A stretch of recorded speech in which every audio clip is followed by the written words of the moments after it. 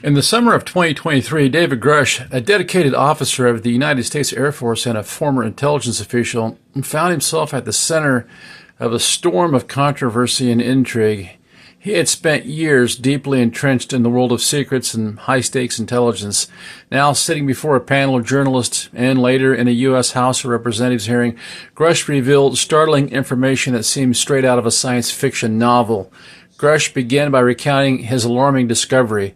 The U.S. federal government, in collaboration with private aerospace companies, was allegedly running a highly classified spatial access program. These programs, he claimed, were involved in the recovery and reverse engineering of non-human spacecraft and their deceased pilots. His revelations sent ripples of shock through the audience, but he was just getting started. The roots of Grusch's allegations trace back to a whistleblower complaint he had filed in 2022. He had reported his findings to Thomas Monheim, the inspector of the intelligence community, aiming to share classified information with the U.S. Senate Select Committee on Intelligence.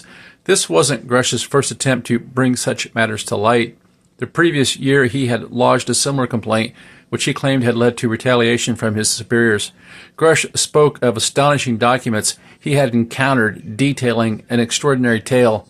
A spacecraft of non-human origin had allegedly been recovered by Benito Mussolini's government in 1933. This craft had then found its way into U.S. hands in 1944 or 45 with covert assistance from the Vatican and the Five Eyes Alliance. His testimony took a darker turn as he claimed that individuals had been threatened and even killed to maintain the secrecy of this program. As expected, the National Aeronautics and Space Administration, NASA, and the U.S. Department of Defense, the DoD, swiftly denied Grusch's claims. They maintained that there was no evidence of extraterrestrial life and no corroboration of such a clandestine program.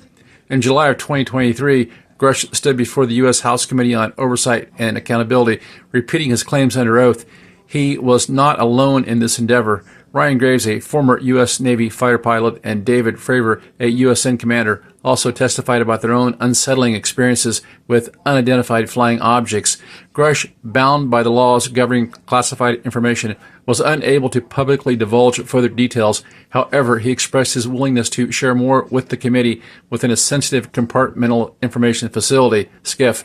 Grusch's testimonies was a gripping chapter in the ongoing saga of UFOs and government secrecy, leaving many questions unanswered and the nation eager for truth. And now we find out that sometimes these revelations do have serious consequences, as Mr. Grusch has come forward saying that he has been harassed and persecuted, and he is fighting back now with this lawsuit. Let's take a look at that.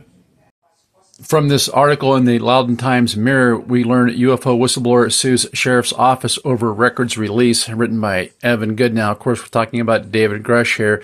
If we go down to the article a little bit, it tells us in an email to the Times-Mirror, sheriff's office spokesman Thomas A. Julia said that the agency acted in accordance with law in responding to the referenced FOIA request and disagrees with the allegations filed. Now, of course, Grusch is a plaintiff. It says plaintiff retired Major David C. Grusch says in a $2.5 million lawsuit filed July 16th in Loudon County Circuit Court, that would be Virginia, that a sheriff's office employee improperly released highly sensitive personal information about his medical history in response to a Freedom of Information Act request on July 30th, 2023. The employee is identified only as Jane Doe. Amazing how these guys can release stuff when they want to. Goes on down, it says Ken Klippenstein, then a reporter for The Intercept, filed the records request 4 days after Grusch testified before the House Permanent Select Committee on Intelligence. Grusch told the committee that several current and former members of the intelligence community and military provided him with a photography, official documentation, and classified oral history about the program, according to a transcript of his remarks. Grusch said that he filed a whistleblower complaint with the U.S. Office of the Intelligence Community Inspector General and suffered retaliation for his actions. A sheriff's office employee provided Klippenstein with an incident report detailing why a magistrate in October 2018 issued an emergency custody order to detain Grusch involuntarily at Innova's Loudon Adult Medical Psychiatric Services program for a psychiatric evaluation.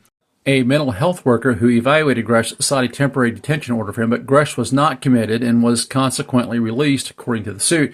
A TDO allows a person deemed a danger to themselves to be held up to 72 hours before a civil commitment hearing. Reports and court documents related to an involuntary admission are excluded from being released under the Virginia FOIA, according to the suit. The defendants had no authority to exercise discretion when releasing information relating to plaintiffs' involuntary admissions, records, reports, and other documents, the suit says. The disclosure to Klippenstein was prohibited by law. The Intercept, an online investigative news site, published an article on August 9th, 2023, that included a redacted version of the incident report. It said Grusch's wife called the sheriff's office to report that he was drunk and experiencing a mental health crisis in their home. The couple sold the home in 2019, according to county property records. We did an interview with Joe Rogan on his podcast, and you said something that really took me aback. You said that you believed that the United States government has killed people for trying to go public with a story. Really? Those are concerns that certain scientists on the program that are known to me, presented that to myself, but I did direct them to the appropriate authorities on that. That's something that I don't know firsthand. That's something they espouse, but because of the serious nature of that, I directed them to the appropriate authorities, such as the Inspector General staff and law enforcement. So I can't speak to that because that's something that they espoused, and I directed them to the right authorities. Other people were worried about that, not you. I had some unique things happen in my personal life that, were some of the causal factors for me to file a complaint, some things that my wife and I had noticed, some intimidation. I can't get into the exact nature. I did provide that information to the Inspector General, and hopefully they've referred it to appropriate federal law enforcement and counterintelligence personnel, but I can't discuss that publicly because of the sensitive nature of that for my own protection and for the integrity of the investigation. Yeah, because if you really believe that the government has done that in the past with people who've tried to expose this UFO program, why are you still alive? You've done more to expose it than anyone else. Well, that's one of the reasons why I went public, and certainly I was shown that, they can touch me at any time, and that's what led me to not only contact my former agencies, counterintelligence folks with, what I witnessed, and I provided evidence to that fact, but filed the complaint, and certainly going public was the appropriate move for me for my own protection. So.